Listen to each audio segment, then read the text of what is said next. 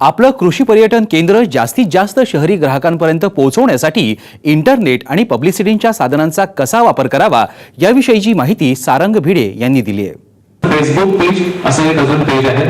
आता मला चेतन सांगत होता की यवतमाळवरचा शेतकरी मागच्या वेळेला आमच्या केंद्रावरती आला होता आणि त्यांनी स्वतःचं फेसबुक आणि ब्लॉग हे दोन्ही सुरू केलं यवतमाळ सारख्या गावाजवळच्या खेड्यामधला आणि त्याला चांगला त्याच्यावरती रिस्पॉन्स मिळतो. फेसबुक हे करा, प्रत्येकाचा तुमच्याकडे येणाऱ्या पर्यटकाचा लिहून घ्या माझ्याकडनं 101% तो ईमेल आणि इंटरनेट वापरत असणार, कारण त्याशिवाय तुमच्याकडे तो येणारच नाही. त्या क्लासचाच तो माणूस तुमच्याकडे येईल. त्याचा प्रत्येकाचा ईमेल अकाउंट घ्या, त्या प्रत्येकाला फेसबुकचा अकाउंट असतं त्या फेसबुकवरती ऍड करा आणि तुमच्या ज्याच्यावर ज्या घडामोडी चालल्या त्या त्याला तिथे ऍड करायला सांगा आणि लाईक करायला सांगा, ज्यायोगे तो त्याच्या 500 मित्रांपर्यंत त्याच्या 1000 मित्रांपर्यंत तुमची प्रसिद्धी मिळू शकतो.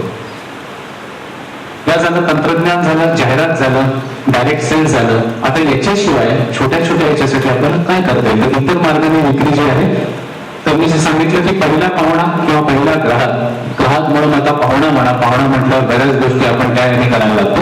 आणणे अवघड आहे पण अतिशय महत्वाचा. त्याचा अनुभव कुठल्याही लाख मोलाच्या जाहिरातीपेक्षा जास्त महत्वाचा आहे. मगाशी सांगितल्याप्रमाणे ज्याला म्हणतात माउथ पब्लिसिटी. माउथ पब्लिसिटी अतिशय महत्वाची आहे आणि पॉझिटिव्ह माउथ पब्लिसिटी. याच्यामध्ये इंग्रजीमध्ये एक चांगलं वाक्य आहे याच्यामध्ये, if you are satisfied tell others. जर तुम्ही आनंदी असाल, आमच्या सर्व्हिसने जर तुम्ही आनंदी असाल तर इतरांना सांगा. आणि if you are not satisfied tell अस.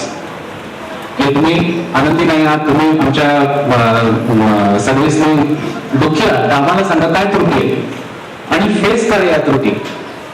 काय होतं आपल्याकडे की मला माहितीये की माझ्या आज भाजीत जर असं मीठ जास्त झालं किंवा काहीतरी झालेलं आहे, जो किचन साईड असतो ना तो तिकडे किचन मध्ये आत जातो, तो तिकडे जातो. इथे बोंब चाललेली असते, पोळ्या संपलेल्या असतात, झालेलं असतं.